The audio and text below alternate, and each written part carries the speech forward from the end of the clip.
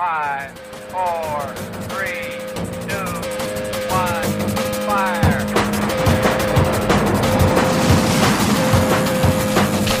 The only thing we have to fear is fear. Mile 18. This is Endurance Nation.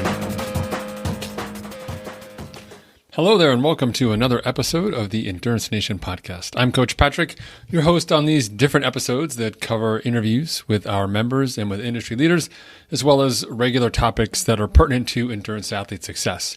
This time around, it's getting close to the fall, and I wanted to let you know that our season is kicking off on November 1st. That's right.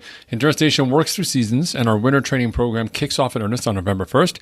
If you head over to endurancenation.us, you'll be able to enter your email address to get all the details about what's coming up and learn why starting in November is super important and how we can work with you over the course of the winter using our patented out-season program and the subsequent training phases of the year to create the conditions and knowledge you need to be your better and faster self. And if you're ready to get started early, can't wait till November 1st, we have a durability program for you too. So once again, head over to endurancenation.us, enter that email, learn more about what we are doing here over the course of the year, why Endurance Nation is different, why training with a team is the way to go, and how we can help make you successful.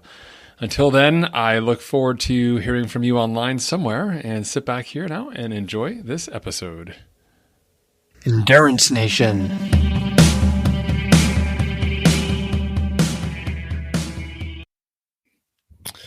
Hey there, Coach Patrick here, Endurance Nation, back with another weekly coach videocast / podcast. Every week I sit down with you, our faithful listeners and viewers, to talk about endurance challenges facing members of Endurance Nation, challenges that we've seen, we experienced, learned from, and that we're sharing forward our knowledge to you. Endurance Nation works by gathering a group of endurance athletes who are both ultra social, but also ultra dedicated to the craft of cultivating endorphins and experiencing the endurance lifestyle, living it to its fullest. And we get better together by sharing our lessons learned, by meeting each other at races, by training together virtually, and having a lot of fun along the way while we work super hard. It's a ton of fun, and it's a great place to be. You should check us out at endurancenation.us. So that said, unlocking the endurance lifestyle has many different pieces of it. And today's topic, we're going to talk about heat. Put my red Endurance Nation hat on for those of you who have questions or concerns about the heat. But the heat is one of those unique elements to training and racing, which I think is really critical for us to solve. Not simply because it's becoming endemic, that it's just everywhere. The races, even early season races, late season races, there's some element of heat. And if not the heat, then certainly extreme weathers as well. But on the whole, being adapted to and ready for the heat prepares you for all manner of conditions. Being cold adapted doesn't prepare you for the hot. If you're heat adapted and it's cold, you're fine. But it really gives you a new appreciation for what it means to manage your body in extreme conditions. There'll be extreme wind on certain races or extreme terrain, but rarely are there conditions that ultimately affect the way that your body itself performs, right? And the heat does that. So it's a true crucible, a true opportunity for you to understand the biomechanics of you and your body and performance on the day, and a way for you to work on that in your training and become better at it over time on the race itself. Now, most endurance athletes look at heat as the enemy, right? It's going to be hot today. I've got to run, but there's this heat. I'll run early, or I'll run tonight, or I won't run at all today. I'll run tomorrow. And we work ourselves around the heat. When we start thinking about racing in a hot situation or hot climate, or specifically a hot area or race that's known for the heat, putting heat training into our schedule actually becomes a critical component of our preparation. In a way, races that have more heat are actually better for you if you're a competitive athlete, simply because the heat itself is the great equalizer. All manner of fitness aside, people do well in the heat or they don't. It's a function of their physiology. It's a function of their adaptation earlier, or acclimation. It's a function of how they execute on the day, how strategic they can be, and ultimately also a reflection on just the decisions that they make across the course of the day, nutritionally, pacing-wise, etc. So there's a myriad of factors that go into it, but it takes the emphasis off of who is the greatest physical specimen or who can work the hardest, etc. Managing the heat successfully in training and racing requires a unique combination of factors. And the good news is there are qualities that we can all develop, and we don't have to be the best at any one of them, but if we're pretty good at most of them, we can be very successful on a hot day. All right. So when we think about racing in high temperatures, here are 5 things that I want you to think about as you plan to and prepare for racing in the heat. Are you ready? Let's do it. Okay. Number 1, zone 1 heat training. So the top thing that people do when they go wrong with their heat training is that they just put in too much effort, right? So you're racing for this half Ironman. You want to ride in zone 3 tempo training, or as we call it inside the team, ABP, always be pushing. And then you get into a hot environment, or you set yourself up to race hard, and you say, well, I got to ride it's going to be hot, but I want to ride my race watts or my race effort. I'm going to ride my race effort in these hot conditions. That's a recipe for disaster in the early stages of heat acclimation. Ultimately, your body works much harder in hot conditions. And in most cases, even a zone 1 over time on the bike can feel like a zone 3 effort in normal conditions over time. So after the first hour, in the first hour itself, 0 to 60 minutes, you'll be like, man, not so bad. But 60 to 120, you'll be like, in the last 60 minutes, if it's a 3-hour session, brutal, like literally brutal. And you're riding the same number. It's just hot, and your body is accumulating that heat. And as a result, having to adapt to that heat situation is performing at lower than optimal levels and leaving you in a terrible place because you simply can't shed that heat, especially if you're training indoors. So when you are doing early heat training, do yourself a favor and really keep the effort level low.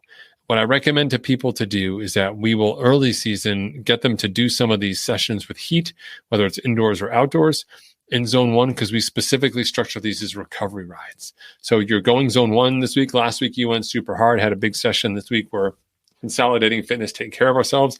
So we're going to spend time. We're going to do 4 hours in zone 1, which is, to you, sounds like a total waste of time. As a coach, I know it's a really strong physiological adaptation mechanism. And the way that I get you to do it is I say, well, we can kind of turn the temperature up a little bit. We can make it a little hot for you, but you got to stay in zone 1. So people will stay in zone 1 for me because they know they need the recovery, but they're also doing it with some heat. So you're getting some bonus adaptation as well. That, my friends, is a win-win. So zone 1 heat training, get too aggressive with the effort inside those hotter temperatures. You will pay the price, and it will set you back for future workouts, which is a recipe for a downward spiral into a big race. Don't want that. All right. Number 2, create and test your cooling plans. How are you going to stay cool in the day? Now, it's not possible to be ultimately cool, but depending on your sport, depending on the terrain, the conditions, there will be opportunities for you to shed some of the heat that your body is accumulating. What does that look like for you? Right? If the humidity is high, then covering your skin isn't necessarily the answer. But if it's drier temperatures but drier air, but the heat is on, then covering the skin can make a big difference.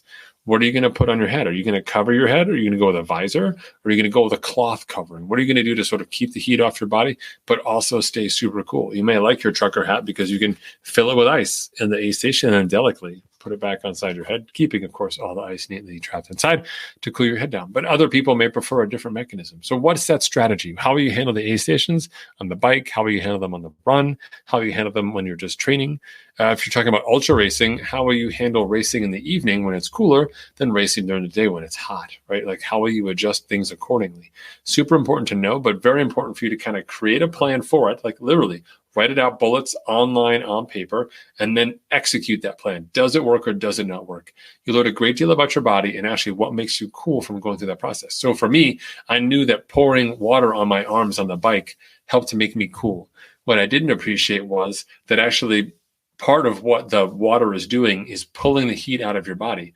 But if that heat stays on your arms, like if the moisture stays on your arms, it's not as effective. Once the water has absorbed some of that heat out of your system, we need to get rid of that water. So actually wiping my arms off of the water off of my arms after I've gotten them wet makes me instantly cooler, like 5 degrees cooler. I wouldn't have known that if I hadn't experienced it myself firsthand. That's a key lesson learned for me moving forward, that though all the moisture is important, actually getting that moisture off my skin, making room for more sweat to appear, but also sort of completing that end cycle of the conduction of heat outside of my skin surface becomes really important. And so testing that plan and capturing those lessons learned is really important. Okay. Great resources inside the team on that as well. Number 3, capturing your heat training lessons learned. This is really important. I kind of just alluded to it a little bit, but go through those lessons learned. So maybe you tried to ride your bike indoors, but did too hard. Capture that. Like, what happened to you when? Like, go through look at the data, try and figure it out, right? What nutrition did you take that worked? Which nutrition did you take that didn't work, right? Was it ice or was it cold water? Was it sports drink or was it something different? Was it, Red Bull or was it Coke? Like, what are the things that worked for you? Like, how did you manage your nutrition later in the day relative to earlier in the day as the temperature increased across the course of your ride? What of those rides were good? What of those were bad? Like, one of the reasons why we have a training log and a training journal is to capture key lessons just like this. And this block of period when you are training or dealing with heat adaptations in preparation for a race, we capture tons of information. This is great to recalibrate in the last 2 weeks of your preparation when we start writing our race plan. You can go back and say, what are the lessons that I learned? Not just the ones that I remember front of mind, but the ones that I learned from this training. We can have those on hand in your training log or in a diary or wherever you save your notes.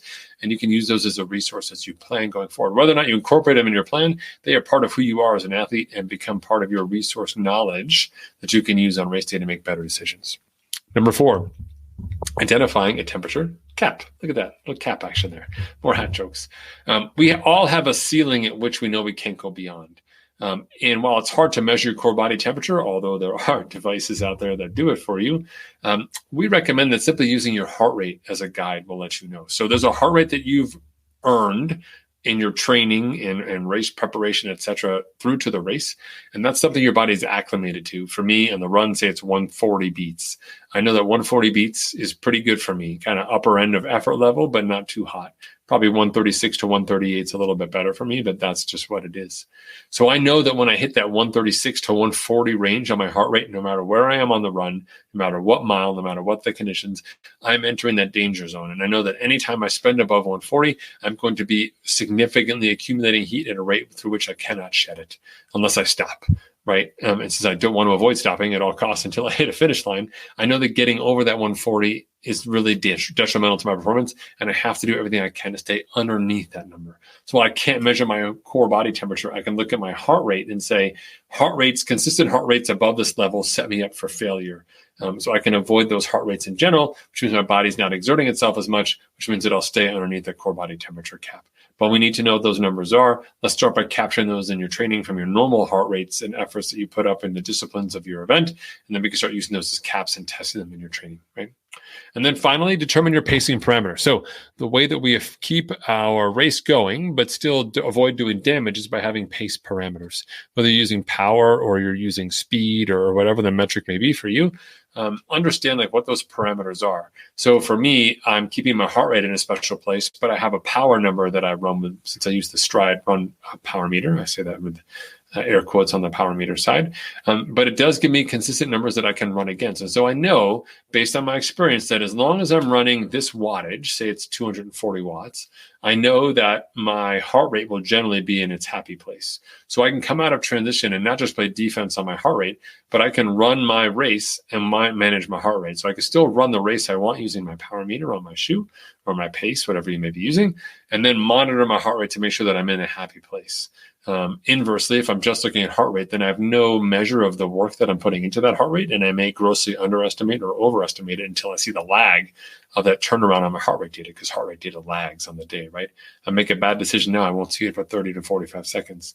Might be too late at that point in time. But having a power meter or a speed number on the dial right away lets me know just how hard I'm working and make better real-time decisions. And so I use that. And so in training, I reverse engineer based off my heart rate cap, what my power numbers look like on the flats and the uphills. And then I use those numbers to define the targets I have on race day, which is my race pacing parameters. I practice them in my training in the last couple of weeks into the race, and I also plan on using them on race day.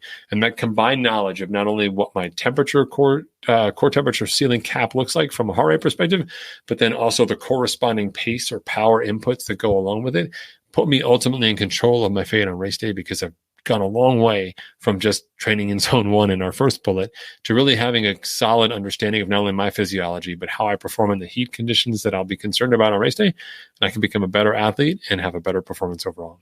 All right. Thank you so much for tuning in. I hope this 5-point framework was useful for you. If you've got questions or comments, hit us on Facebook, or as always, head over to endurancenation.us where you can create a trial membership, 30 days membership for free. Connect with me, Coach Patrick, and the teammates here inside the team. We'll be happy to walk with you any of our protocols and get you up to speed, whatever your race may be. Thanks, everyone. Take care. Have a fantastic week.